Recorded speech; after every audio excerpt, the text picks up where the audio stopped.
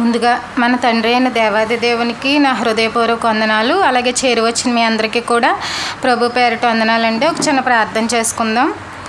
మహాపరిశుద్ధుడా, మహోన్నతుడా, సర్వోన్నతుడా, సర్వ సృష్టికర్తమైనటువంటి మా ప్రియ పరలోకపు కన్న తండ్రి, దేవా మీ ఘనమైన అతి పవిత్రమైన శ్రేష్టమైన నామమునకు తండ్రి లెక్కింపలేని స్థుతులు స్తోత్రములు తండ్రి. మరి గడిచిన కాలం అంతటిలో కూడా దేవా మాకెంతగానో సహాయం చేస్తూ మాకెంతగానో తోడుంటూ మరి ఎన్నో కొత్త విషయాలు నేర్పిస్తూ మరింత లోతునకు మమ్మల్ని తీసుకెళ్తూ నడిపించినందుకు తండ్రి మీకు వందనాలు, స్థుతులు స్తోత్రములు దేవా. తండ్రి మరి ముఖ్యంగా మమ్మల్ని జీవంతో ఉంచారు, అందును బట్టి తండ్రి మీకు వందనాలు స్తోత్రములు తండ్రి. మరి అలాగే క్షేమంగా మీ సన్నిధికి చేర్చినందుకు కూడా వందనాలు, స్థుతులు స్తోత్రములు తండ్రి. మరి ఈ పరిశుద్ధ దినాన ఈ ఉదయకాల సమయంలో మిమ్మల్ని ఆరాధించుకునేటువంటి గొప్పదైన భాగ్యాన్ని ఇచ్చారు తండ్రి. అటువంటి ధన్యత మేము ఎప్పటికీ కలిగి ఉండులాగున మీ కృప చూపమని అడిగి వేడుకుంటున్నామయ్యా. మరి ముఖ్య సమయంలోనికి వెళ్ళుచుండగా తండ్రి వాక్య సందేశంలోనికి వెళ్ళుచుండగా చెప్పుచున్న నాకు పరిశుద్ధాత్మ దేవుని సహాయాన్ని మెండుగా అనుగ్రహించండి, ఆత్మశక్తితో నడిపించండి, ఆత్మ జ్ఞానంతో నడిపించండి, సంయోచితమైనటువంటి జ్ఞానపు మాటలు వినిపించడానికి మీ కృప చూపండి తండ్రి. అలాగే ఆరోగ్యాన్ని, బలాన్ని, శక్తిని దయచేయండి. అలాగే చేరువచ్చినటువంటి సంఘ బిడ్డలందరినీ కూడా జ్ఞాపకం చేసుకోనండి తండ్రి. మరి ఎంతో ఆసక్తితో తండ్రి మీ మాటలు వినడానికి సిద్ధపడి ఉండగా వారి యొక్క ఆత్మీయ దాహాన్ని తృప్తిపరచమని అడిగి వేడుకుంటున్నాం ప్రవ్వా. మరి రోజు రోజుకి కూడా తండ్రి బలం కలిగి, జీవం కలిగి వారు మరింత బలవంతులుగా ఆత్మీయ స్థితిలోనూ, అలాగే ఆర్థిక పరిస్థితుల్లోనూ, అలాగే భౌతికమైనటువంటి జీవితంలో కూడా తండ్రి మరి ఎన్నో రకాలుగా ఫలింపుని వారి జీవితాలకు దయచేయమని, మరిన్ని ఆశీర్వాదాలు, మరింత బలాన్ని, మరింత విశ్వాసాన్ని వారి యొక్క జీవితాలకు అన్వయించమని తండ్రి వేడుకుంటున్నాం ప్రవ్వా. మరి వారి హృదయాల్లో ఉన్నటువంటి కలతలన్నింటినీ తీసివేయండి ప్రవ్వా. ప్రతి దానికి కూడా పరిష్కారం మీ దగ్గరే ఉన్నదని ఎంచి మీ బిడ్డలు మీ సన్నిధిని చేరి ఉండగా తండ్రి మిమ్మల్ని ఆశ్రయించిన పిల్లలందరి హృదయాలు తండ్రి సంతోషంతో నింపమని తండ్రి. మరి వారి జీవితాల్లో ఏ సమస్యలు లేకుండా మీరే సహాయం చేసి మరింత ఆనందంతో, సంతోషంతో తండ్రి మిమ్మల్ని ఆరాధించుకునేటువంటి గొప్ప స్థితిని ప్రతి ఒక్కరికి కూడా దయచేయమని తండ్రి వేడుకుంటూ ఈ ప్రార్థన మా ప్రభువును మా రక్షకుడునైన యేసుక్రీస్తు వారి పేరట అడిగి వేడుకొంచున్నాం పరమ తండ్రి, ఆమెన్.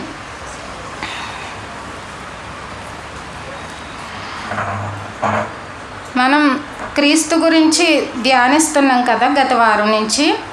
క్రీస్తు ఎన్ని విషయాల్లో గొప్పవాడు మనం చిన్నగా చూడడం తప్పు, చిన్నగా అర్థం చేసుకోవడం తప్పు, తక్కువ చేసి మాట్లాడడం కూడా తప్పు. అసలు ఆ ఆలోచనే మన హృదయాల్లోనికి రాకూడదు అంటూ మొదలుపెట్టి కొన్ని విషయాలు మాట్లాడుకున్నాం. క్రీస్తు ఏ రకంగా గొప్పవాడు? ఆయన రాజుగా పుట్టాడు కాబట్టి ఆ విధంగా గొప్పవాడు. అలాగే ఎవ్వరూ కూడా విడిపించలేనటువంటి ఆ గొప్ప మరణం నుండి మనల్ని రక్షించాడు కాబట్టి ఆ విధంగా గొప్పవాడు. అలాగే మన ఆలోచనల్ని నిర్దేశిస్తూ ఒక మంచి దిశగా నడిపిస్తున్నాడు. ఆలోచనల వలన కూడా మీరు ఆ ప్రతిఫలాన్ని పొందుకుంటున్నారు. అది కేవలం చెడ్డదైపోయినప్పుడు చాలా నష్టపోయినటువంటి ప్రతిఫలాన్ని పొందుకుంటారు కాబట్టి వాటిని సరిచేయడంలో క్రీస్తు గొప్పవాడు. అలాగే పాపం అనే గొప్ప స్థితి నుంచి మనల్ని బయటికి పడవేశాడు కాబట్టి ఆ విషయంలో గొప్పవాడు. అలాగే ప్రకృతిలో ఆయన పుట్టిననాడే ఎన్నో మార్పులు జరిగాయి. ఒక పెద్ద మహారాజే భయపడడం జరిగింది ఈ శిశువు పుట్టినప్పుడు. మరి ఆ విధంగా గొప్పవాడని కొన్ని విషయాలు మనం అర్థం చేసుకున్నాం. అయితే మరొక కోణంలో ఈరోజు క్రీస్తు ఎలా గొప్పవాడు ఇంకా ఎలా అర్థం చేసుకోవాలి, ఇంకా మనం ఆయన్ని ఎంత ఉన్నతంగా ఆలోచించాలి. ఉన్నతంగా ఎప్పుడైతే ఆలోచిస్తామో జీవితాలు కూడా ఉన్నతంగా మార్చబడతాయి. మనం తక్కువ ఆలోచనలోనే ఉండిపోయినప్పుడు గొప్పగా ఆలోచించలేము, గొప్పగా కోరుకోలేము. కాబట్టి ఇంకా ఏ రకంగా మనం దేవుణ్ణి అర్థం చేసుకోవచ్చు, మన ప్రభువుని ఏ విధంగా ఆలోచించవచ్చు, ఎంత ఉన్నతమైన స్థితిలో మన ప్రభువుని మనం నిలబెట్టవచ్చు, అసలు అర్థం చేసుకోవాలి. ఆ స్థానం ఏంటి అని ఆలోచిస్తుంటే మనకులాగే ప్రభు ఉన్న కాలంలో కూడా కొంతమంది ప్రజలు ఒక మనిషిగా చూశారు. అవునండి. ఏమనేవారు? ప్రభు పుట్టినప్పుడు కానీ ఆయన పెరుగుతున్నప్పుడు కానీ ఏమనేవారు? వడ్లవాని కుమారుడు. ఇతను స్పెషల్ ఏముంది? అవునండి. క్రీస్తులో స్పెషల్ ఏముంది? ఇప్పుడు అందరు మనుషుల్లాగే కదా ఈయన కూడా. వడ్లవాని కుమారుడు కాదా ఇతను? ఏమన్నా ప్రత్యేకత ఉందా అని కొందరంటే, మరికొందరు ఏమనేవారు? మరియకి యేసేపుకి పుట్టిన కుమారుడు కాదా ఇతను అని కొందరంటూ, అంటే క్రీస్తును కనుక్కోవడం కష్టమైందండి మనిషికి. క్రీస్తును క్రీస్తులా గుర్తించడం ఆనాటి నుంచి ఈనాటి వరకు కూడా చాలామంది విఫలమయ్యారు ఈ విషయంలో. అలా ఆయన్ని విమర్శిస్తూ అసలు ఎవరు ఈయన దేవుని కుమారుడు అంటాడేంటి? అందరిలాగే ఉన్నాడు కదా, అందరిలాగే శరీరంతో ఉన్నాడు కదా, ఇదిగో మనం చూస్తున్నాం కదా, మన పక్కిల్లే కదా మరియమ్మ గారిది, ఆ ఇంట్లోనే కదా జన్మించాడు. అంటే మరియమ్మ గారి కుటుంబం ఎలాంటిది? ఒక సామాన్య కుటుంబం. ఇప్పుడు ఈ సామాన్య కుటుంబంలో పుట్టిన ప్రభువును కూడా ఎలా చూశారు? అతి సామాన్యుడు, మామూలు మనిషి. ఈయనలో ఉన్న ప్రత్యేకత ఏముంది? ఈయన కూడా మనలా శరీరంతో పుట్టినవాడే కదా అన్నట్టుగా చూశారు. కానీ బైబిల్ అలా చెప్పలేదు. బైబిల్ క్రీస్తును ప్రత్యేకంగా చూపించింది. మరియా యేసేపు కుమారుల్లాగే చూస్తావా? వడ్లవాని కుమారుల్లాగే చూస్తావా? ఇంకేమన్నా వేరుగా చూస్తావంటే వేరుగా చూడాలని చెప్పింది. అవి కొన్ని ధ్యానిద్దాం ఈరోజు. మనుషులతో పోలిస్తూ ప్రభువుని ఎలా చూడాలి, ఎలా అర్థం చేసుకోవాలి అంటే, ఒకసారి యోహాను సువార్త 8:53 చూడండి. 8 మన తండ్రి అయిన అబ్రహాము చనిపోయిన కదా, నీవు అతని కంటే గొప్పవాడవా? ప్రవక్తలను చనిపోయిరి, నిన్ను నీవెవడవని చెప్పుకొనుచున్నావని ఆయన అడిగిరి. ఇక్కడ చూడండి, ఎవరితో పోలుస్తున్నారు ప్రభువుని? ఎవరితోటి? అబ్రహాముతోటి. అంటే వీళ్ళకి అబ్రహాం అన్న గొప్పగానే కనిపించాడు ఎందుకని, అంతే కదా. ఈ మాటను బట్టి అబ్రహాము కూడా గొప్పగా కనిపించాడు. నువ్వు అబ్రహాం కంటే గొప్పోడువా అంటే ధర్మశాస్త్ర ప్రకారంగా అబ్రహాం గొప్పోడని ఒప్పుకుంటున్నారు. నీలో గొప్ప ఏముంది ఇప్పుడు? అబ్రహాం కంటే గొప్పోడువా అని వాళ్ళు చెప్పుకుంటుంటే, అంటే ఒక మనిషిలా చూడడం, వేరే గొప్పోడితోటి, గొప్పవాడు అనుకున్నవాడితోటి పోలుస్తూ నువ్వు అతని కంటే గొప్పోడువా, దావీదు కంటే గొప్పోడువా, లేదా యోనా కంటే గొప్పోడువా, యోబు ఇలా మనుషులతో సరిపోలుస్తూ క్రీస్తును ఆలోచించడం ప్రారంభించారు. అప్పుడు క్రీస్తు చెప్పిన సమాధానం 56-59 చూడండి. మీ తండ్రి అయిన అబ్రహాము నా దినము చూతునని మిగులు ఆనందించెను, అది చూచి సంతోషించెను అనెను. అందుకు యూదులు, నీవింకను 50 సంవత్సరములైనా లేవే, నీవు అబ్రహామును చూచితివా అని ఆయనతో చెప్పగా, యేసు, అబ్రహాము పుట్టక మునిపే నేను ఉన్నానని మీతో నిశ్చయముగా చెప్పుచున్నానెను. కాబట్టి వారు ఆయన మీద రువ్వుటకు రాళ్ళు ఎత్తిరి గాని యేసు దాగి దేవాలయంలో నుండి బయటకు వెళ్ళిపోయాను. ఇక్కడ వీళ్ళు ఏం చేస్తున్నారంటే, మా అబ్రహాము, మా పితరుడైనటువంటి, మా తండ్రి అయినటువంటి అబ్రహాము చాలా గొప్పోడు, మరి నువ్వు అతని కంటే గొప్పోడు అంటే యేసు ప్రభు ఏం చెప్తున్నారు?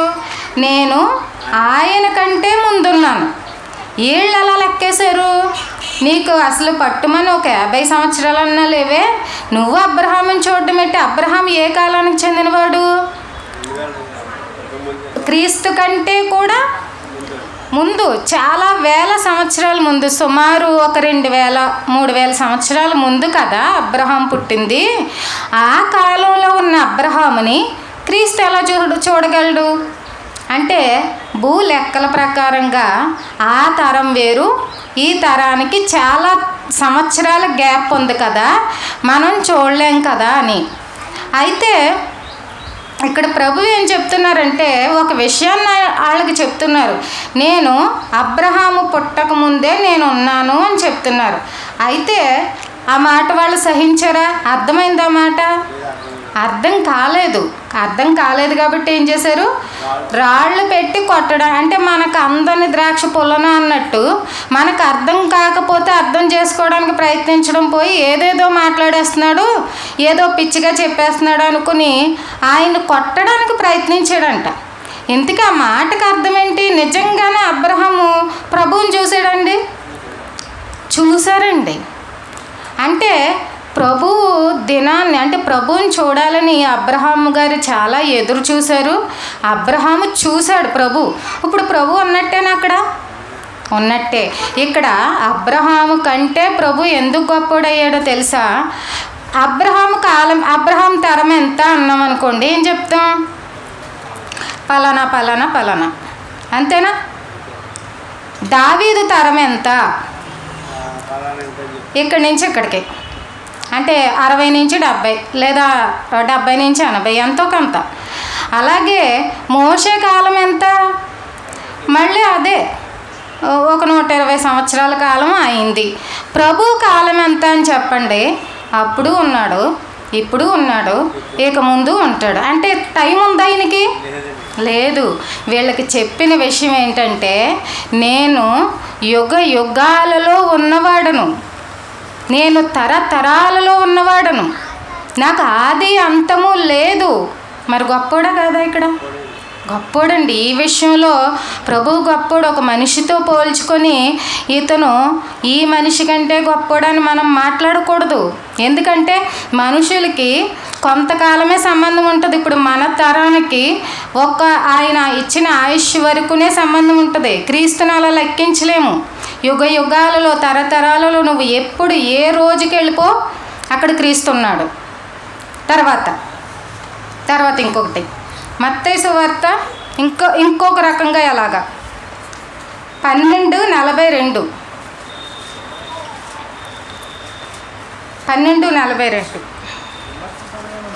విమర్శ సమయమున దక్షిణ దేశపు రాణి ఈ తరము వారితో నిలవబడి వారి మీద నేరస్థాపన చేయును. ఆమె సొలొమోను జ్ఞానము వినుటకు భూమి అంతముల నుండి వచ్చెను. ఇదిగో సొలొమోను కంటే గొప్పవాడు ఇక్కడ ఉన్నాడు. ఇక్కడ మళ్ళీ గొప్పగా కనబడుతున్నాడు ప్రభువు. ఎవరికంటే? సొలొమోను కంటే. సొలొమోను గొప్పోడే కదా. మరి సొలొమోను గొప్పోడే. ప్రజలందరూ మళ్ళీ ఎవరితో పోలుస్తున్నారంటే ప్రభువుని? సొలొమోను గొప్పోడు కదా, అంత ఐశ్వర్యవంతుడు కదా, అంత జ్ఞానం కలిగిన వాడు కదా. అంటే ఇక్కడ బైబిల్ వచనం మనకి ఏం చెప్తుందంటే, సొలొమోను జ్ఞానం వినడానికి భూమి అంతముల నుండి వచ్చిందంటే ఒక ఆమె. భూమి అంతం నుండి వచ్చిందంటే చాలా దూరం ప్రయాణం చేసి సొలొమోను గారి దగ్గర వినడానికి వచ్చింది. ఆమె ఇలా అన్న వాళ్ళపైన నేరస్థాపన చేస్తుందంట. అంటే ఇందులో తప్పేముందండి? ఇప్పుడు తప్పు లేకపోతే నేరస్థాపన ఎందుకు చేస్తుంది అంటే వాళ్ళు తప్పుగా ఆలోచిస్తున్నారు కాబట్టి ఆ ఆలోచన పైన ఆమె నేరస్థాపన చేస్తుంది. అంటే సొలొమోను కంటే జ్ఞానేనా ప్రభువు? సొలొమోను కంటే గొప్పోడేనా అన్ని విషయాల్లో ప్రభువు? గొప్పోడే. నేనే సొలొమోను జ్ఞానం వినడానికి ఎక్కడో దూరంగా భూమి అంతంలో భూమి ఆ చివరి ఈయనుంటే ఈ చివరి నేను ఉన్నాను, అంత దూరం నుంచి వినడానికి వస్తుంటే ప్రభు పిలిచినప్పుడు మీరెందుకు వినలేదు, మీరెందుకు కదలలేదు అని ఆమె నేరస్థాపన చేస్తుంది. ఎలాగా? ఒకసారి ప్రసంగి గ్రంథం తీయండి, 3వ అధ్యాయం 20-21 చదవండి. ఇంకా మనం క్లియర్గా తెలుసుకున్నాం. సమస్తము ఒక్క స్థలమునికే పోవును, సమస్తము మంటిలో నుండి పుట్టెను, సమస్తము మంటికే తిరిగిపోవును. నరుల ఆత్మ పరమునకెక్కిపోవునో లేదో, మృగముల ప్రాణము భూమికి దిగిపోవునో లేదో ఎవరికి తెలియను. కాగా తమకు తర్వాత జరుగు దానిని చూచుటకై నరుని తిరిగి లేపుకొని పోవాడు ఎవడునూ లేకపోవుట నేను చూడగా, వారు తమ క్రియల యందు సంతోషించుట కంటే వారికి మరి ఏ మేలును లేదని సంగతి నేను తెలుసుకుంటుని. ఇదే వారి భాగము. ఇక్కడ ప్రసంగి గ్రంథం 3వ అధ్యాయంలో చదివామండి మనం. అంటే 3వ అధ్యాయం అంటే స్టార్టింగ్లో, అంటే సొలొమోను గారు ప్రసంగి గ్రంథం స్టార్టింగ్లో రాస్తున్న ప్రారంభంలో ఏమంటున్నారంటే, ఇంక చదవద్దు, ఇప్పుడు చదివిందే. ఈ ప్రారంభంలో ఆ ప్రసంగి గ్రంథం మొదలుపెట్టిన ప్రారంభంలో ఏమంటున్నారంటే సొలొమోను గారు, సమస్తము మంటిలో నుండి పుట్టెను, మంటికి తిరిగిపోవునంటే శరీరం ఉంది కదా, దేహం ఉంది కదా, దేవుడు మంటిలో నుంచి తీశాడు కాబట్టి అది మంటికి వెళ్ళిపోద్ది. తర్వాత ఏమన్నారు, నరుల ఆత్మ పరమునకు ఎక్కిపోవునో లేదో, మృగముల ప్రాణము భూమికి దిగిపోవునో లేదో ఎవరికి తెలియను. క్వశ్చన్ మార్క్ ఉందా? క్వశ్చన్ మార్క్ ఉంటే ఏంటి దీని అర్థం? అవునా కాదా? కన్ఫ్యూజనేనా? అంటే సొలొమోను గారికి ఆత్మ పరమునికి ఎక్కిపోతుందో లేదో తెలియలేదు ఆ టైంకి. ప్రభువుకు తెలియదా? సొలొమోను గారు నిజంగా మహాజ్ఞానేనండి, చాలా విషయాలు చెప్పారు. కానీ ఇక్కడ మనకి క్వశ్చన్ మార్క్గా వదిలేశారు. అంటే ఆయన ప్రారంభించిన కొత్తలో అన్నీ చెప్పారు, కానీ నరుని ఆత్మ పరమునికి వెళ్ళిపోతుందో లేదో ఎవరికి తెలియను, మృగముల ప్రాణము భూమికి దిగుతుందో లేదో ఎవరికి తెలియను అని చెప్పి వదిలేశారు. అంటే కొద్దిగా సందేహం కనబడుతుంది. తర్వాత అదే ప్రసంగి గ్రంథం 12:7 చూడండి. 12:7 మన్నైనది వెనకటి వలనే మరలా భూమికి చేరును, ఆత్మ దాని దయచేసిన దేవుని యొద్దకు మరలా పోవును. ఇక్కడేమైంది? డిక్లేర్ చేశారు. అవునండి, కన్ఫర్మ్ చేశారు. మొదట క్వశ్చన్ మార్క్గా ఉందంటే ఆయన మనసులోనే క్వశ్చన్ మార్క్గా ప్రశ్నగా మిగిలిపోయింది. కానీ తర్వాత దర్యాప్తులో తర్వాత దేవుడు అనుగ్రహించిన జ్ఞాన సంపదను పట్టుకొని పరిశోధిస్తూ వెళుతుండగా ఒకటి తేలిపోయింది. ఏమని తేలిపోయింది? మన్నైనది భూమికే చేరుతుంది, ఆత్మ దయచేసిన దేవుని యొద్దకు మరలిపోవును. కన్ఫర్మ్ చేశారు. అంటే ఆత్మ ఎక్కడి నుంచి వచ్చింది? దేవుని దగ్గర నుంచి వచ్చింది కాబట్టి దేవుడి యొద్దకు చేరుతుంది. ఇప్పుడు ఈ సొలొమోను గారిని పక్కన పెడదాం. ఇప్పుడు ప్రభువు సొలొమోను కంటే గొప్పోడు అని అడిగారు కదా. ప్రభువు దగ్గరకు వచ్చి ఆలోచిస్తే ప్రభువు చెప్పడమే కాదు, చేసి చూపించారు. అది నిజం చేసి చూపించారు. ఎలా నిజం చేసి చూపించారు? ఆత్మగా ఆరోహణమైపోవడం చూశారు చాలామంది ప్రజలు, శిష్యులు చూశారు, కొంతమంది ప్రవక్త పరిశుద్ధులు చూశారు. తర్వాత ఆ ఆత్మ దేవుడి దగ్గర నుంచి మళ్ళీ తిరిగి భూమి మీదకి రావడం మళ్ళీ కొంతమంది చూశారు. అంటే ఈ మాట అక్కడ నిజంగా నిరూపించబడిందా? ప్రభువు దగ్గర నెరవేరింది. ప్రభువు తప్పించి ఏ మనిషి విషయంలో ఉన్నా నెరవేరింది? అది లేదు. విశ్రాంతిలో ఉన్నారంతే. ప్రభువుకు మళ్ళీ దేవుడి దగ్గరికి చేరి మరలా ఇదిగో ఇలా వచ్చి వాళ్ళకి ప్రత్యక్ష సాక్షిగా కనబడింది ప్రభువు తప్పించి ఎవ్వరూ లేరు. ఒకవేళ అలా లేవాలంటే మరలా ఆ ప్రభువు ఉండాలి. పునరుద్ధానంలో ఆయన సహాయంతో లేపబడతారు. ఇప్పుడు సొలొమోను గొప్పోడా మరి ప్రభువు గొప్పవారా? నిరూపించి చూపించిన ప్రభువు గొప్పవాడు. తర్వాత ఇంకా యోహాను సువార్త 4:12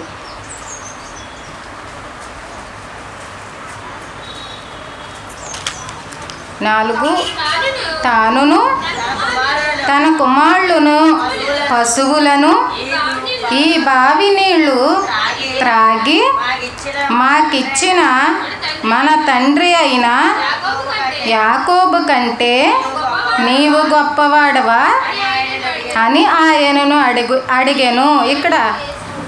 ఇక్కడ మళ్ళీ వచ్చింది ఒక సమస్య. అంటే ఈ మనిషిని మనుషులతో పోలుస్తూనే ప్రభువును కూడా పోల్చడం, వాళ్ళు అడగడం, సందేహించడం మనకి ఎక్కువ కనబడుతుంది ప్రభువు ఉన్నటువంటి దినాలలో. ఆ సమరయ స్త్రీ ఏమంటుందంట, మాకు యాకోబు తవ్వించిన బావి ఉన్నది. అప్పటికి యాకోబు గారు ఎవరు గుర్తున్నారా? ఎప్పుడో అబ్రహాము గర్భాన పుట్టుకొచ్చినటువంటి సంతానంలో యాకోబు ఏం చేశాడంటే, తాగడానికి మంచినీళ్ళు కావాలి ప్రజలకు కానీ బావులు తవ్వించారు. ఆ బావులు ఎంతవరకు ఉన్నాయి? ప్రభు వచ్చేంతవరకు ఉన్నాయి. ఆమె ఏమడుగుతుంది, మాకు నీళ్ళు ఇచ్చిన యాకోబు అంటే అన్ని సంవత్సరాలుగా వాళ్ళకి ఆ వ్యక్తి మీద కృతజ్ఞత ఉందంటే దేనికోసం? నీళ్ళు ఇచ్చాడని. ఏ నీళ్ళు అవి? బావి నీళ్ళు, అదే తాగే నీళ్ళు, దాహం తీర్చే నీళ్ళు. ఇప్పుడు దాహం దేనికి తీరుతుంది? శరీరానికి దాహం తీర్చిన నీళ్ళు ఎవరిచ్చారు? యాకోబు ఇచ్చినందుకు. అంటే మామూలు నీళ్ళు ఇస్తేనే యాకోబు గొప్పోడైపోయాడే. వాళ్ళు చూడండి అన్నాళ్ళ నుంచి, ఎన్ని సంవత్సరాల నుంచి గుర్తుపెట్టుకున్నారు, మాకు యాకోబు గొప్ప, అంతకంటే గొప్పోడువా నువ్వు? ప్రభు మాట్లాడుతుంటే ఆమె ఆ మాటల్లో అడుగుతుంది. అప్పుడు 13-14 చూడండి.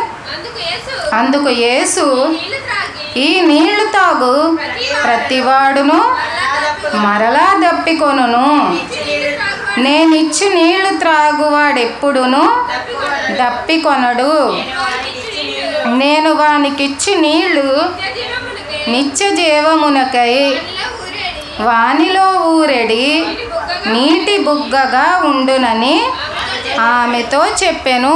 ఆమెతో ఏమని చెప్తున్నారంటే, నిజానికి యాకోబు బావి నుంచి వచ్చిన నీళ్లు త్రాగితే మరలా మీకు దాహం వేస్తుంది. అప్పుడు ఏం చేయాలి? మళ్ళీ తాగాలి. కానీ నేనిచ్చే నీళ్లు తాగితే మీకు దాహం ఉండదు. ఇంతకీ ఏ నీళ్ళు ఇచ్చాడు మనకి ప్రభువు? అది జీవజలం అనే నీళ్లు మనకి ఇచ్చారు. కాబట్టి ఆ నీళ్లు తాగిన ప్రతి ఒక్కరికి దాహం తీరుతుంది. ఇది ఏ దాహం?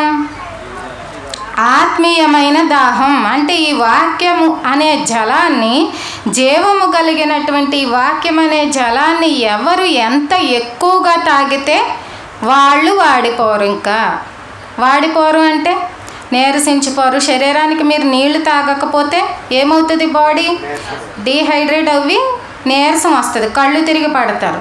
అలాగే ఇక్కడ ఎవరైతే జీవజలం తక్కువ తీసుకుంటారంటే వాక్యానికి పెద్ద శ్రద్ధ చూపించకుండా, విందాంలే అని పెద్ద లక్ష్య పెట్టకుండా నిర్లక్ష్యం చేస్తూ ఉన్నవాళ్ళు ఖచ్చితంగా ఆత్మ విషయంలో పడిపోతారు ఎప్పుడోకప్పుడు. కానీ నిజంగా ఎక్కువగా ప్రతి సమయమందును నువ్వు ఎవరైతే ఈ జీవజలాన్ని తాగుతారో వాళ్ళ ఆత్మ ఎప్పుడు జీవంతో ఉంటుంది. అంటే దీని అర్థం ఏంటి? ఆత్మ జీవించే ఉంటుంది.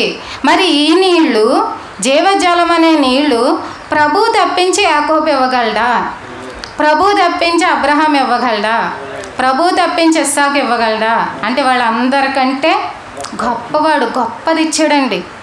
ఎప్పటికీ చచ్చిపోని జీవం కలిగినటువంటి వాక్కుల్ని ఇచ్చేసాడు మనకి. మనం తాగడమే, ఎంత వీలైతే అంత ఏ సమయంలో మనకి అందిస్తే దేవుడు ఆ సమయంలో తీసుకుని తాగడమే. మన ఆత్మ బలపడుతుంది, జీవం కలిగి ఉంటుంది, శాశ్వత జీవంలోనికి నడిపిస్తుంది. ఈ విధంగా చూస్తే ప్రభు చాలా గొప్పోడు. తర్వాత మత్తయి సువార్త 12:40-41. యోనా 3 రాత్రింబగళ్ళు తిమింగలము కడుపులో ఎలాగుండెనో అలాగూ మనిషి కుమారుడు 3 రాత్రింబగళ్ళు భూగర్భంలో ఉండును. నినివే వారు యోనా ప్రకటన విని మారు మనస్సు పొందిరి గనుక విమర్శ సమయమున నినివే వారు ఈ తరపు వారితో నిలువబడి వారి మీద నేరస్థాపన చేతురు. ఇదిగో యోనా కంటే గొప్పవాడు ఇక్కడ ఉన్నాడు. మళ్ళీ ఇంకో వ్యక్తి కనబడుతున్నాడు గొప్పగా. యోనా కాదు, యోనా కంటే గొప్పవాడు ప్రభువు. ఎలా? వాక్యం ఏమని చెప్తుంది? యోనా ఏం చేశాడంట? నినివే పట్టణానికి వెళ్ళి అక్కడ విషయం చెప్పమంటే వేరే తర్షీషు వాడు ఎక్కి అక్కడికి వెళ్ళిపోతాడు. అప్పుడు దేవుడు అక్కడ సముద్రంలో ఒక అలజడి రావడం, వాళ్ళందరూ కూడా ఇక్కడ ఏదో ఎవరి వలనో ఇది జరుగుతుంది అంటే యోనా తెలుసుకోవడం, అప్పుడు నేనే తప్పు చేశానని యోనా ఒప్పుకోవడం. ఎందుకంటే దేవుడు ఒకటి చేయమంటే నేను ఒకటి చేసేసానని ఒప్పుకోవడం, వాళ్ళు ఆ సముద్రంలో పడేస్తారు. అప్పుడు ఏం చేస్తుంది? తిమింగలం తన కడుపులో దాచుకుంటుంది. ఇదంతా దేవుని ప్రణాళిక. దాచుకొని 3 రోజుల తర్వాత అంటే 3 రాత్రింబగళ్ళ తర్వాత ఆ సముద్ర తీరాన ఈ యోనాని కక్కివేస్తుంది. ఇప్పుడు సెట్ అయ్యాడు యోనా. మరి ముందు విన్నాడా? నిజానికి ముందు వినలేదు. దేవుడు చెప్పింది చెప్పినట్టు చేయలేదు. తర్వాత హెచ్చరించిన తర్వాత ఈ తిమింగలం కడుపులో ఉన్న తర్వాత 3 రాత్రింబగళ్ళు ఉన్న తర్వాత కక్కివేసిన తర్వాత వెళ్ళి ప్రజలకు చెప్పారు. ప్రజలకు చెప్తే ప్రజలు విన్నారు. అప్పుడు విన్నారు. నినివే పట్టణస్థులు విన్నారు. అంటే 3 రాత్రింబగళ్ళు తిమింగలం కడుపులో ఉంటే ఎంత విచిత్రం, ఎంత అద్భుతం, ఎంత గొప్ప సంకల్పం, ఇంత ఆశ్చర్యం ఎక్కడైనా జరిగిందా, ఇంత విడ్డూరం ఎక్కడైనా జరిగిందా అని, ఇది దేవుడి క్రియే, ఇది దేవుడి యొక్క సంకల్పమే అని ఆ పట్టణపు ప్రజలే విన్నారు. మరి ప్రభువు ఎలా వచ్చారు మరలా సువార్త చెప్పడానికి? భూగర్భంలో నుంచి మరలా వచ్చారు తిరిగి లేచి. ఇది అందరికీ సాక్ష్యమేనా?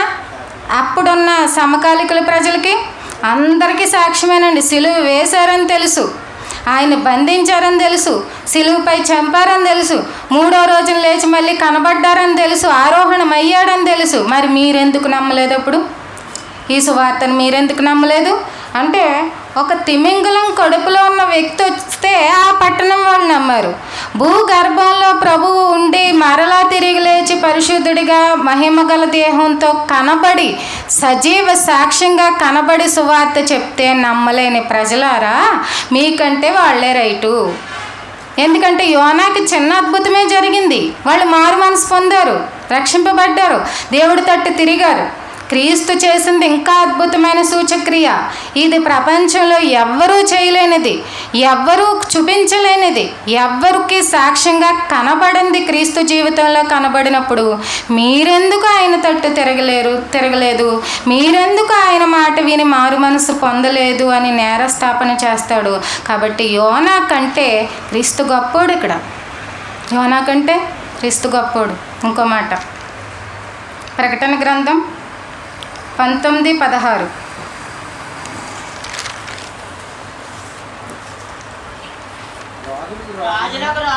రాజులకు రాజును ప్రభువులకు ప్రభువును అను నామము ఆయన వస్త్రము మీదను తొడ మీదను రాయబడి ఉన్నది. ఇప్పుడు ఆగండి, ఇక్కడ కేటగిరీ మార్చం ఈసారి. ఇప్పటి వరకు ఎవరితో పోల్చారు ఈ జనం?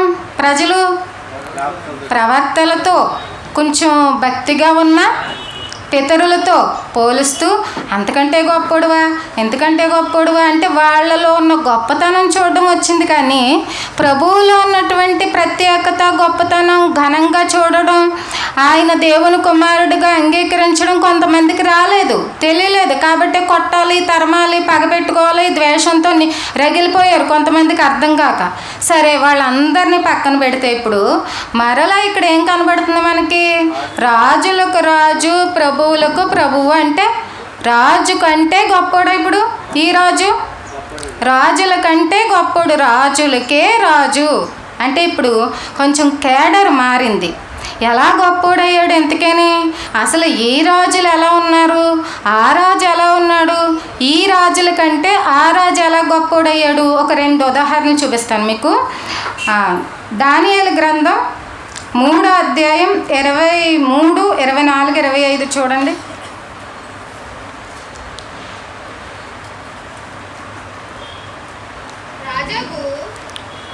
రాజుకు నెబుకద్నెజరు ఆశ్చర్యపడి 23 చదివేవా?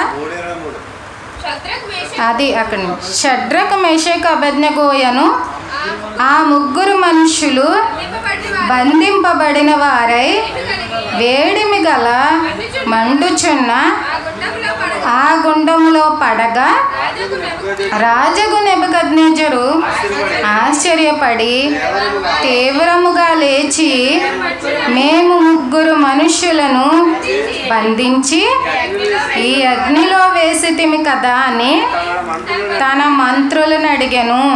వారు, రాజా సత్యమే అని రాజుతో ప్రత్యుత్తరం ఇచ్చిరి. అందుకు రాజు, నేను 4 మనుష్యులు బంధకములు లేక అగ్నిలో సంచరించుట చూచుచున్నాను. వానికి హారి ఏమీయు కలగలేదు. 4వ వాని రూపము దేవతల రూపమును పోలినదని వారికి ప్రత్యుత్తరం ఇచ్చెను. ఇక్కడ ఆగండి. ఇక్కడ నెబుకద్నెజరు ప్రతిమను చేయడం, నమస్కరించకపోతే ఈ అగ్నిగుండంలో వేస్తామని ప్రకటించడం తెలుసు కదా అందరికీ.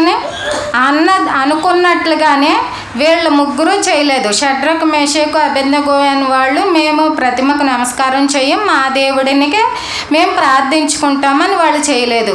రాజు శాసనం ప్రకారంగానే అక్కడ ఉన్నటువంటి భటులు ఏం చేశారు? తీసుకెళ్ళి అగ్నిగుండంలో పడేశారు. పడేసిన వాళ్ళు కాలిపోయారంట. ఇప్పుడు రాజు చూసినప్పుడు ఆయనకు ఒక విచిత్రం కనబడింది. వేసింది ఎంతమందిని? 3. కనబడింది ఎంతమంది? ఎవరు 4వ వ్యక్తి? దేవుని రూపంలో దేవతల రూపంతో పోలి ఉన్నది అంటే ఇక్కడ మనం ఎవరని అర్థం చేసుకోవచ్చు? ఇప్పుడు ప్రభువే, అంతే కదండి.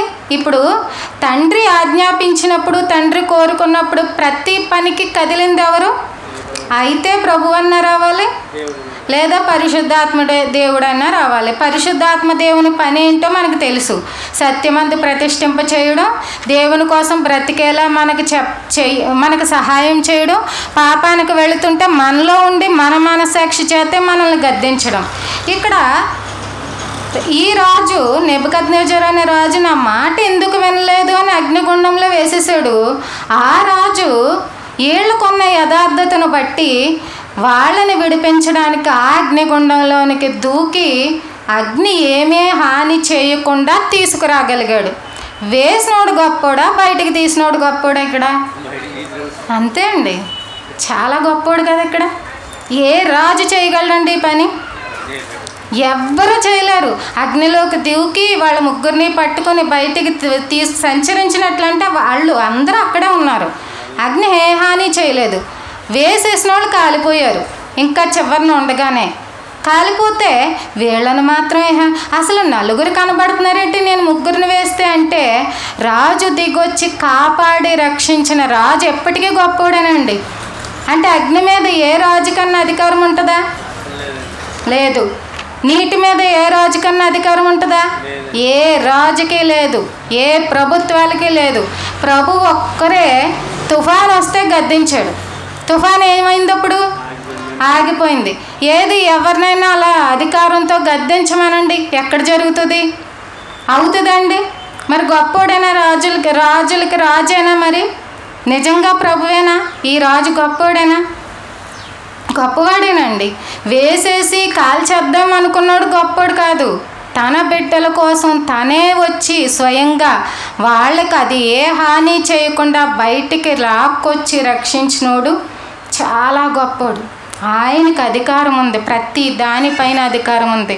ఆ బిడ్డల్ని కాపాడడం కోసం ఆ పరిస్థితుల్ని అనుకూలపరిచి వాటి నుంచి సంరక్షించగలిగినటువంటి గొప్ప శక్తి ఉన్నటువంటి రాజు.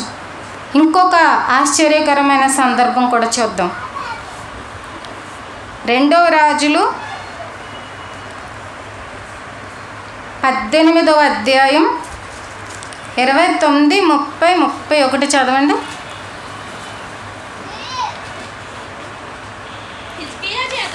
హిజ్కియా చేత మోసపోకుడి, నా చేతిలో నుండి మిమ్ముని విడిపింప శక్తి వానికి చాలదు. యెహోవాను బట్టి మిమ్మును నమ్మించి యెహోవా మనలను విడిపించును. ఈ పట్టణం అష్షూరు రాజు చేతిలో చిక్కకపోవునని హిజ్కియా చెప్పుచున్నాడే. హిజ్కియా చెప్పిన మాట మీరు అంగీకరింపవద్దు. అష్షూరు రాజు సెలవిచ్చినదేమనగా, నాతో సంధి చేసుకొని నా యొద్దకు మీరు బయటకు వచ్చిన ఎడల మీలో ప్రతి మనిషి తన ద్రాక్ష చెట్టు ఫలమును తన అంజూరపు చెట్టు ఫలమును తినుచు తన బావి నీళ్లు త్రాగుచూ ఉండును. ఇక్కడ ఆగండి. ఇక్కడ ఏం జరుగుతుందంటే యెరూషలేముని మొత్తం చుట్టుముట్టేశారు. ఎవరు? ఈ అష్షూరు సామ్రాజ్యం. అష్షూరు రాజు సన్హెరీబు అనే ఒక రాజు వచ్చి ఈ యెరూషలేం ప్రాంతాన్ని, యోధా ప్రాంతాన్ని మొత్తం చుట్టుముట్టేసి, అప్పటికున్నటువంటి రాజు ఎవరు ఈ ఇశ్రాయేలు ప్రజలకి? హిజ్కియా. ప్రవక్త ఏమో యెషయా. ఈ కాలంలో ఈ హిజ్కియా పరిపాలిస్తున్న ఈ కాలంలో ఈ రాజు చుట్టుముట్టేసి ఏమని చెప్తున్నాడంటే, ఓ ప్రజలారా, హిజ్కియా ఏమని చెప్తున్నాడు మీతోటి? మీరేం భయపడకండి, మన దేవుడు మనల్ని రక్షిస్తాడు. మన దేవుడు ఈ అష్షూరు రాజు చేతిలో నుండి మనల్ని కాపాడుతాడని చెప్తున్నాడు కదా. అవేమీ నమ్మకండి. ఏ దేవుడు లేడు, ఏ దేవుడు మిమ్మల్ని ఏమి రక్షించలేడు. కాబట్టి నాకు శరణ్ అయిపోయారనుకోండి, నాకు లొంగిపోయారనుకోండి, అప్పుడు మీకు మీ ద్రాక్ష చెట్టు మీ ఫలాన్ని మీరు తినేలాగా మీ బావి నీళ్ళు అంటే మీకు ఆహారం పెడతాను, తిండి పెడతాను. ఒక మాటలో చెప్పాలంటే మిమ్మల్ని వదులుతాను, లేదంటే అప్పటి వరకు నేను ముట్టడి చేస్తాను. హిజ్కియా అలాగే చెప్తుంటాడు గొప్పలు. ఏ దేవుడు తిరిగి రాడు, ఏ దేవుడు మిమ్మల్ని ఏం కాపాడలేడు, యెహోవా కాపాడుతాడు అని చెప్తున్నాడు కదా. మీరు ఆ మాటలు ఏం వినకండి, ఊరిక ప్రగల్భాలు పలుకుతున్నారు. అక్కడ సందర్భం అది. ఇప్పుడు ఇక్కడ హెచ్చరిస్తున్న రాజు ఎవరు? అష్షూరు రాజు. ఈ అష్షూరు రాజు కంటే మనం నమ్మిన రాజు గొప్పోడు మనకు కనబడాలి ఇక్కడ. మరి ఈ రాజు ఇన్ని సవాళ్ళు, ఇన్ని ఛాలెంజ్లు విసిరేస్తుంటే మన రాజు ఎలా రక్షిస్తాడు? ఇప్పుడు మన రాజులో ఉన్న ప్రత్యేకత ఏంటి, గొప్పతనం ఏంటి? ముందు ఎవరికి తెలియాలి? మనకే తెలియాలి. మనం తెలుసుకుందాం. తర్వాత 34 చదవండి. హమాతు దేవతలు ఏమాయను? అర్పాదు దేవతలు ఏమాయను? సెపర్వయేము దేవతలు ఏమాయను? హేన ఎవ్వ అను వారి దేవతలు ఏమాయను? షోమ్రోను దేశపు దేవత మా చేతిలో నుండి షోమ్రోనుని విడిపించెనా? ఆగండి. ఇక్కడ మళ్ళీ అదే అష్షూరు రాజు అంటే ఆ సన్హెరీబు దగ్గర నుంచి వచ్చిన రబ్షకే సైనికుల అధిపతి ఆయన వచ్చి వీళ్ళని ఎలా బెదిరిస్తున్నాడంటే ప్రజల్ని, అంటే ఏ సమయంలోనే దేవుడి పిల్లలైతే భయపడకూడదండి. ఇదే మనకి సిచ్యువేషన్ చెప్తుంది. మొత్తం చుట్టుముట్టేశారు ఆ దేశాన్ని. వీళ్ళు వచ్చి వాళ్ళపై బెదిరిస్తున్నారు. మీ దేవుడు కాపాడుతాడు అనుకుంటున్నారేమో, మేము ఎలాగా మిమ్మల్ని ఆక్రమించేసుకుంటాం, మీ దేశాన్ని ఆక్రమించేసుకుంటాం, ఇప్పుడే సరౌండ్ అయిపోండి, కనీసం మీకు తిండన్నా దొరుకుతుంది. హిజ్కియా అలాగే చెప్తాడు. మేము హమాతు దేశాన్ని స్వాధీనపరుచుకున్నాం, ఆ దేవతలు ఏమన్నా చేసాయా మమ్మల్ని? తర్వాత అర్పాదు దేశాన్ని స్వతంత్రించుకున్నాం, ముట్టడి చేసాం, వాటిని కూడా మాలో కలిపేసుకున్నాం. ఆ దేవతలు ఏం చేశాయి? సెపర్వయం దేవతలు ఏం చేశాయి? తర్వాత షోమ్రోను దేశాన్ని కూడా మేము స్వాధీనపరుచుకున్నాం. షోమ్రోను దేవతలు మమ్మల్ని ఏమన్నా చేశాయా? వాళ్ళని ఏమన్నా విడిపించాయా? ఆ ప్రజల్ని ఏమన్నా విడిపించుకున్నాయా అని ప్రశ్నిస్తున్నారు. అంటే ఇలాగే మీ దేవుడు కూడా మిమ్మల్ని ఏం విడిపించలేడు, మీ దేవుడు కూడా మిమ్మల్ని ఏం రక్షించలేడు అని దీని అర్థం. ఇప్పుడు ఏం చేయాలి ప్రజలు? శరణు రాజా అంటే కాళ్ళ మీద పడాలా? దేవుడి పైన పడాలా? ఏ సిచ్యువేషన్లో ఉన్నా, ఏ పరిస్థితుల్లో ఉన్నా దేవుడు రక్షించగలడు అన్న నమ్మకంతో మాత్రమే ఉండాలి. ఈ రాజు ఎన్ని ప్రగల్భాలు పలికినా ఇక్కడ హమాతు దేవతలు, అర్పాతు దేవతలు, సెపర్వేము దేవతలు కాపాడాయా అంటే నిజమా? అవి కాపాడలేవు. అవేమి శక్తి లేదు కదా వాటిలో. అవి నిజం కాదు కాబట్టి, నిజమైన దైవాలు కాదు కాబట్టి అవి కాపాడలేడు. ఇప్పుడు వాటితో ప్రభువుని, ఈ దేవుణ్ణి పెట్టి పోలిస్తే ఎలా కుదురుతుంది?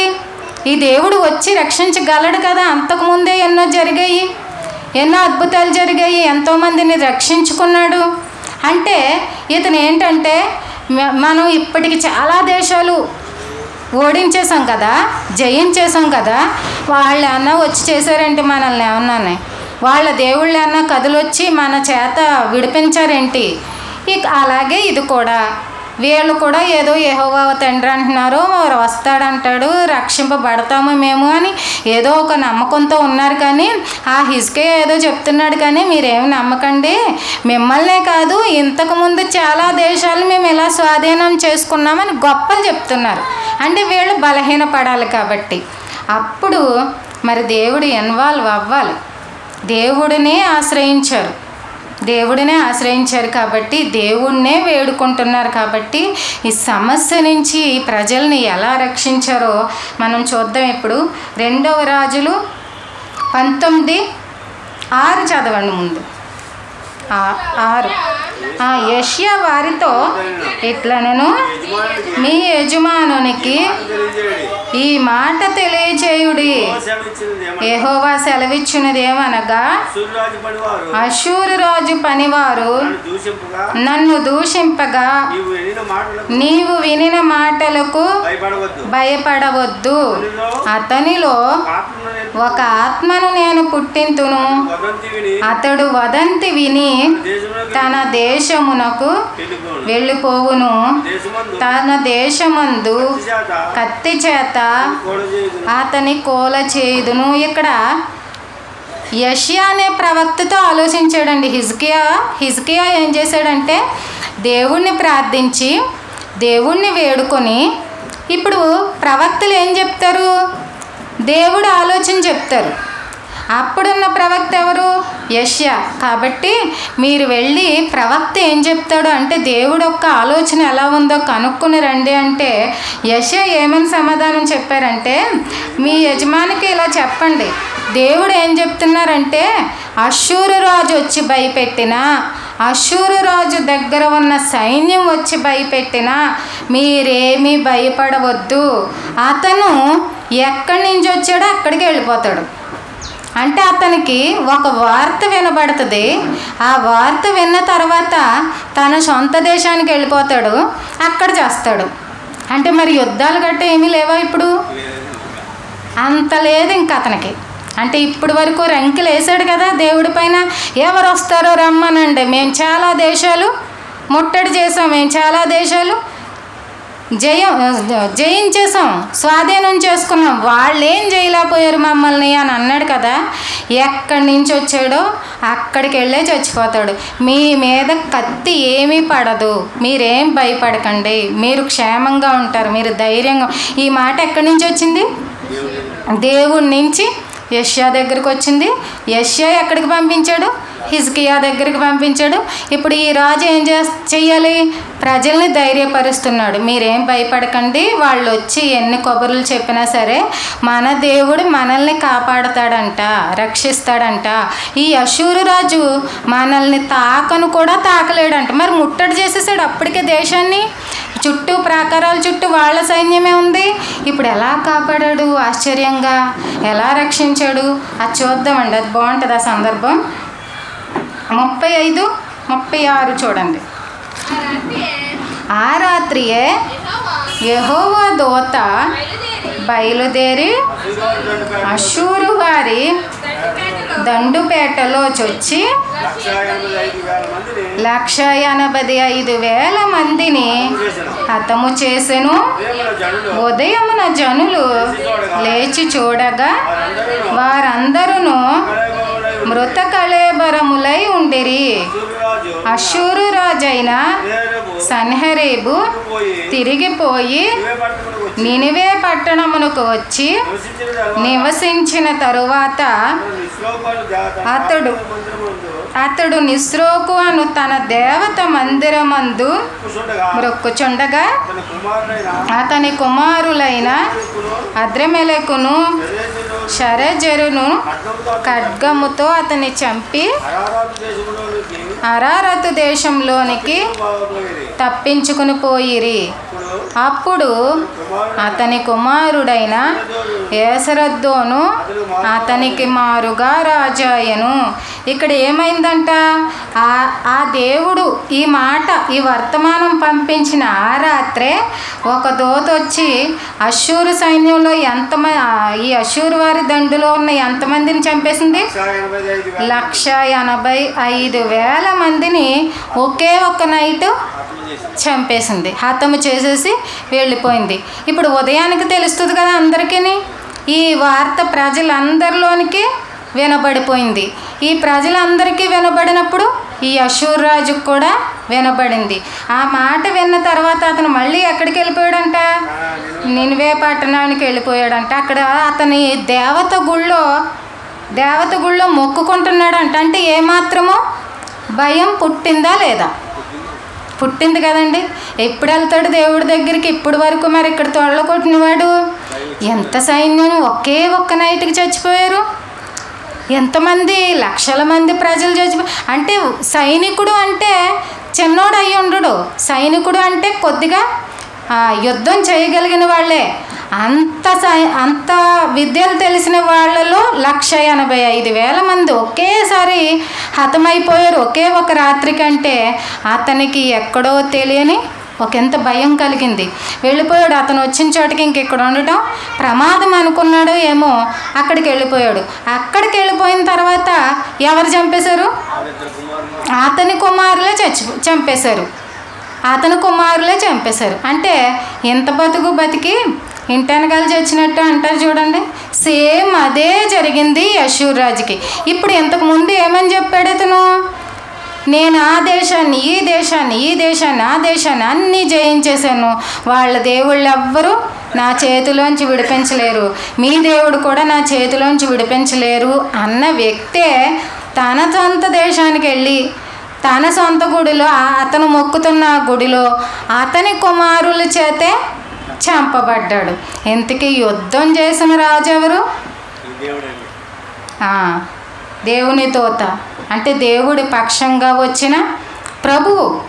అంటే ఇప్పుడు ఈ రాజు ఎంత సైన్యం పెట్టుకున్న రాజు, ఇన్ని రాజ్యాలని జయించేసిన రాజు కంటే ఈ రాజు గొప్పోడేనా? మరి గొప్పోడండి. ఇంకొక రోజు ఉంటే మొత్తం హతమైపోను అక్కడ. కానీ అతను భయపడి వెళ్ళిపోయాడు. అక్కడ కూడా దేవుడు చెప్పినట్టుగానే మీరేం భయపడకండి, ఎక్కడి నుంచి వచ్చాడో అక్కడే చేస్తాడు అన్నాడు. ఆ మాట ప్రకారంగానే అది జరిగింది. ఇప్పుడు ఒక సామాన్య మనిషితో పోలుస్తారా, ఒక ప్రవక్తతో పోలుస్తారా, ఒక భక్తి కలిగిన వ్యక్తితో పోలుస్తారా, ఒక రాజుతో పోలుస్తారా, ఒక అధికారితో పోలుస్తారా? ప్రభువుని పెట్టి చూడండి, ఎవ్వరూ సరితోగరు. నీ పక్షాన కూడా యుద్ధం చేయాలంటే ఆయనే దిగి రావాలి. నీ పక్షాన కూడా పోరాడాలంటే ఆయనే దిగి రావాలి. ఆయన శక్తి ఎంత గొప్పది అంటే ఎవ్వరూ ఇవ్వలేని జలాన్ని మనకిచ్చాడు, ఎవ్వరూ ఇవ్వలేని ఆత్మశక్తిని మనకిచ్చాడు, ఎవ్వరూ ఇవ్వలేనటువంటి పోరాటంలో సమస్యల పోరాటంలో చూపించగలిగే జయించగలిగే శక్తిని మనకిచ్చాడు, ఎవ్వరూ ఇవ్వలేని విశ్వాసాన్ని మనకు అనుగ్రహించాడు. మరి ఎవరితో పోలుద్దాం ఇప్పుడు ప్రభువుని? ఎవరైనా సరిపోతారండి? ఎవరూ సరిపోరు. ఇప్పుడు గొప్పోడి దగ్గరికి వచ్చిన ప్రజలు కూడా ఏమవుతారు? గొప్పోళ్ళేనండి. మీరందరూ అలాగే ఫీల్ అవ్వండి. ఇంత గొప్ప రాజును కలిగి ఉన్నాను మేము, గొప్పవాళ్ళమే, మా జీవితాలు గొప్పవే, ఆయన చేయగలడు. ఎన్ని సాహసాలు చేసిన ఆయన, ఎన్ని ఆశ్చర్యకార్యాలు చేసిన ఆయనకి మీ సమస్యలన్నీ చిన్నవే. కాబట్టి ఆ గొప్ప యోధుడి దగ్గర పెట్టండి మీ సమస్యలు ఏమున్నాయో. ఆయన పోరాడి చూపిస్తాడు, ఆయన పరిష్కరించి చూపిస్తాడు, మిమ్మల్ని గెలిపించి చూపిస్తాడు. మీరు గొప్పవాడిని నమ్ముకున్నప్పుడు గొప్పగానే ఉంటాయి మీ జీవితాలు కూడా. ఒకసారి మీరు అడగండి, ఏ సమస్యలు అయితే ఉన్నాయో, ఏది తీర్చలేనిది కాదు ప్రభు దృష్టికి వెళ్ళినప్పుడు. హిజ్కియా కూడా ప్రార్థిస్తేనే కదండి యెషయా ద్వారా చెప్పాడు సమాచారం. అవునండి, అడిగితేనే కదా. కాబట్టి ఏదైనా సరే ఆయన దగ్గరికి వెళ్ళినప్పుడు ఆ సమస్యకు పరిష్కారం ఆయనే పంపిస్తాడు. ఆయన అయితే చాలా సునాయాసంగా తీసివేయగలుగుతాడు. కాబట్టే ఎంత శక్తివంతుడు, ఎంత గొప్పవాడు అనే ధ్యానం చేస్తున్నాం.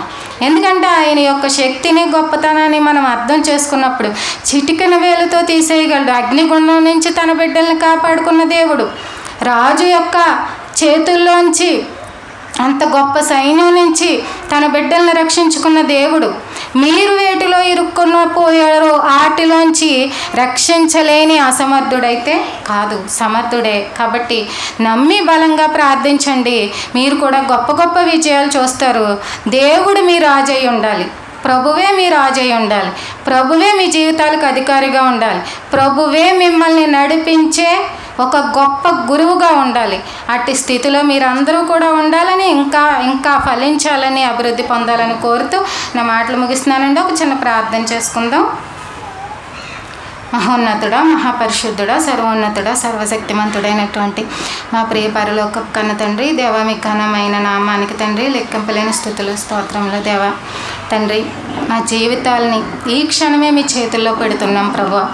తండ్రి, ఎవ్వరి ఆలోచన బట్టి కాదు తండ్రి, కేవలం మీ ఆలోచన బట్టి, మీ సంకల్పాన్ని బట్టి, మా యందు మీ ఉన్నటువంటి మీ చిత్తాన్ని బట్టి అద్భుతంగా ఇంకా అనేక మేలులతో తండ్రి మంచి మార్గంలో ఉన్నతమైన స్థితిలోనికి మా అందరి జీవితాలను నడిపించండి తండ్రి. మీరు శక్తిమంతుడు ప్రభువా. ఎటువంటి పరిస్థితులనైనా సరే అనుకూలపరిచి, పరిష్కరించి, సమాధానంగా మార్చగలటువంటి మా దేవుడు తండ్రి. మీ శక్తిని మేము నమ్ముచున్నామయ్యా. మీకు అసాధ్యమైంది ఏమీ లేదు తండ్రి. ఇదిగో దేవా, సంఘ బిడ్డలందరినీ కూడా దీవించండి తండ్రి. నూరంతలుగా ఫలింపును దయచేయండి ప్రభువా. మరి ఏ విషయంలో వారి జీవితాల్లో లోటుపాట్లు ఉన్నాయో ఆ విషయాలన్నింటినీ కూడా మీ శక్తి చేత పూర్తి చేయండి ప్రభువా. మీ శక్తిని ఆశ్రయించి ఉన్నారు నాయన తండ్రి. దేవా, మరి గొప్పవాళ్ళని నమ్ముకున్నటువంటి ప్రతి ఒక్కరూ గొప్పవాళ్ళుగా తీర్చిదిద్దుతాను, మారుస్తాను, చేస్తాను అన్నారు తండ్రి. మరి మీ బిడ్డలందరినీ కూడా తండ్రి ఉన్నతమైన స్థితిలోకి నడిపించమని, మరి వారి కుటుంబాల్లో సమాధానాన్ని, సంతోషాన్ని, మరి కావలసినటువంటి వనరులన్నింటినీ కూడా తండ్రి మెండుగా అనుగ్రహించమని, దీవించమని వేడుకుంటూ ఈ ప్రార్థన మా ప్రభువును, మా రక్షకుడునైన యేసుక్రీస్తు వారి పేరిట అడిగి వేడుకుంటున్నాం పరమ తండ్రి. ఆమేన్.